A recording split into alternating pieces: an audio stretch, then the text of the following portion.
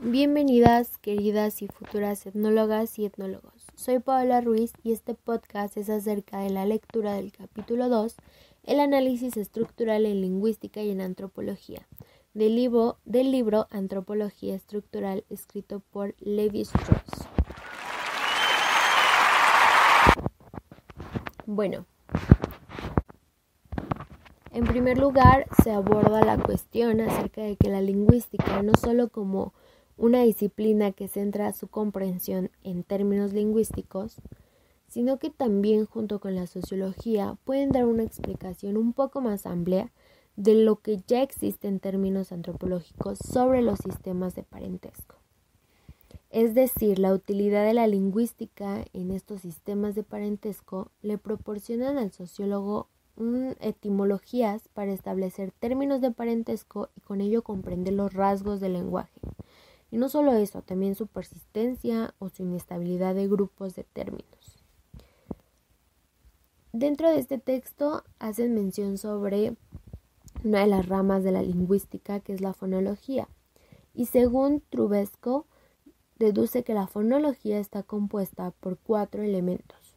El primero pasa por el estudio de fenómenos lingüísticos, de ser conscientes a ser inconscientes.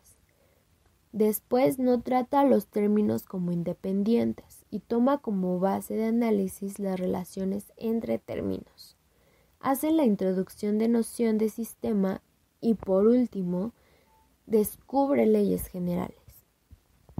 Hacen la relación entre los sistemas de parentesco como los sistemas fonológicos. Es decir, ambos están elaborados en un plano del pensamiento inconsciente. Saben que están ahí, que existen, pero no físicamente, sino dentro del inconsciente, dentro del pensamiento inconsciente. Y gracias a esto, ambos sistemas se pueden denominar como fenómenos observables y por consiguiente generan leyes generales. Menciona que los términos de parentesco no solo tienen una relación y existen dentro de la sociología, sino que también tienen una relación con los elementos del discurso. Es decir, tanto la lingüística como la sociología tienen mucho que ver dentro de los términos de parentesco. Estos términos o sistemas de parentesco son términos que se expresan en diferentes tipos de relaciones familiares. Es decir, para cada familia hay un sistema de parentesco diferente. Por ejemplo, en una los individuos se pueden sentir obligados a una determinada conducta, a comportarse de determinada forma. Por ejemplo, con respeto, con derecho o deber, con afecto u hostilidad. Es decir, este tipo de comportamientos esto se le denomina sistema de denominaciones. Pero hay otro sistema al cual su naturaleza es más psicológica y social y se llama sistema de actitudes. Y es precisamente Radkin Brown quien hace esta distinción o esta diferencia profunda entre entre ambos sistemas. Es decir, él creía que el segundo, o sea, el sistema de actitudes, no era más que la expresión del sistema de denominaciones. Y menciona que sería un error creer que toda sociedad debe de tener un sistema de parentesco por el cual regule las relaciones individuales. Y con ello hace una distinción entre ambas actitudes, es decir, las actitudes difusas, no cristalizadas y deprovistas. Es decir, esto en un plano psicológico con un reflejo o fruto de terminología. Es decir, estas primeras actitudes son pertenecientes del sistema de actitudes. Y unas segundas actitudes son las cristalizadas, obligatorias, las sancionadas por tabúes o privilegios, es decir, dentro del sistema de denominaciones. Un ejemplo que menciona el texto es acerca del problema del tío materno dentro de un grupo social que se encuentra a la disposición de un material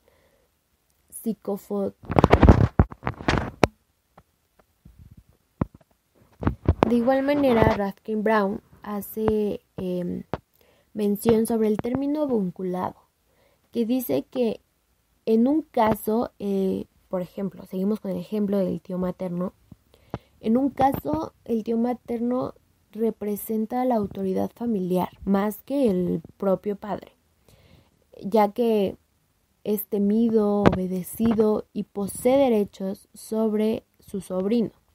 Y por otro lado, es el sobrino quien ejerce sobre su tío privilegios de familiaridad y puede tratarlo pues más o menos como una víctima, o así lo menciona el texto. En segundo lugar, en otro tipo de grupos en donde la relación entre padre e hijo es familiar, pero la relación entre tío materno y sobrino es más rigurosa. Otro ejemplo que da es, por ejemplo, en el régimen patrilineal, en donde el padre y el linaje del padre representan la autoridad tradicional, la autoridad sí o sí. El tío materno es considerado como una madre masculina. Y bueno, de la misma manera, o lo tratan de la misma manera que la madre. Inclusive, en algunos casos, le llaman con el mismo nombre de la madre. Pero en el régimen matrilineal se encuentra otra situación inversa a la primera. Es decir, ahí el tío materno encarna la autoridad y las relaciones de afecto y familiaridad pues se fijan más en el padre y en el linaje del padre. Con estos dos ejemplos, Ruskin Brown quiere decir que el término vinculado no siempre va a estar presente en todos los sistemas matrilineales y patrilineales. Es decir, siempre va a haber una diferenciación, siempre va a haber diferentes sistemas de parentesco y en donde el término vinculado puede o no aparecer. Y como lo menciona el texto, el avinculado, para ser comprendido, debe ser tratado como una relación interior a un sistema. Se debe considerar en su conjunto para percibir su estructura. Y esta estructura reposa a su vez en 4 términos, es decir, hermano, hermana, padre e hijo, unidos entre sí por 2 pares de oposiciones correlativas y tales que en cada una de las 2 generaciones implicadas existe siempre una relación positiva y otra negativa. Es decir, es el elemento de parentesco y es considerado una estructura simple del parentesco o la más simple del parentesco de estructura.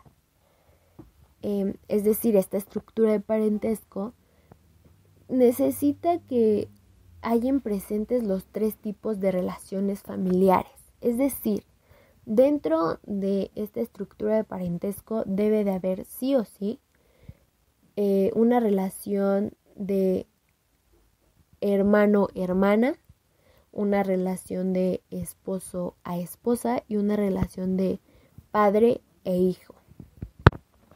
Y para concluir este podcast menciona que el sistema de parentesco en sí no posee igual importancia en todas las culturas. Es decir, no va a ser igual de importante en mi cultura que la cultura de mi compañero o la cultura de mi profesor o profesora. Siempre va a cambiar, como lo dije antes. Para cada familia va a haber un sistema de parentesco diferente. Es decir, una creencia o o una asociación o demás diferente.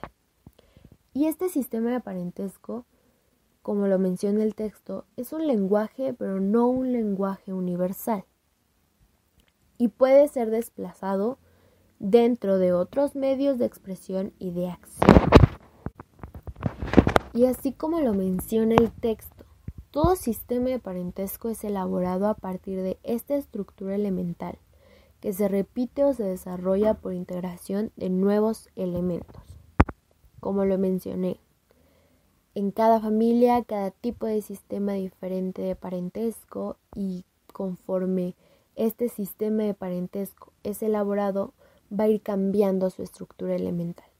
¿Por qué? Porque hay integración de nuevos grupos, de nuevos elementos dentro de este sistema de parentesco.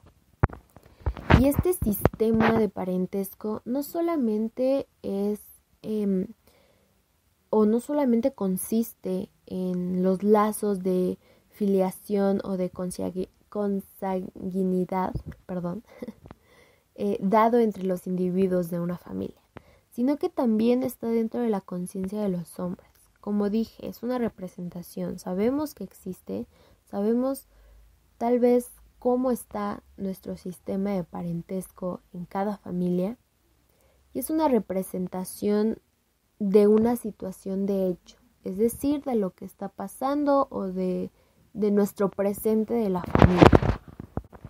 Y pues el sistema de parentesco no es más que símbolos o un pensamiento simbólico, ya que tanto el estudio sociológico como el estudio lingüístico pues se centran sus estudios o tienen un principal aporte dentro del simbolismo. Y eso fue todo por mi parte. Espero que les haya gustado este podcast. Si me trabé o hablé mal, una disculpa. No soy perfecta. Espero que les haya gustado. A mí, por mi parte, quedó un poco de dudas acerca de esta lectura, pero sé que espero que no les quede dudas con mi interpretación.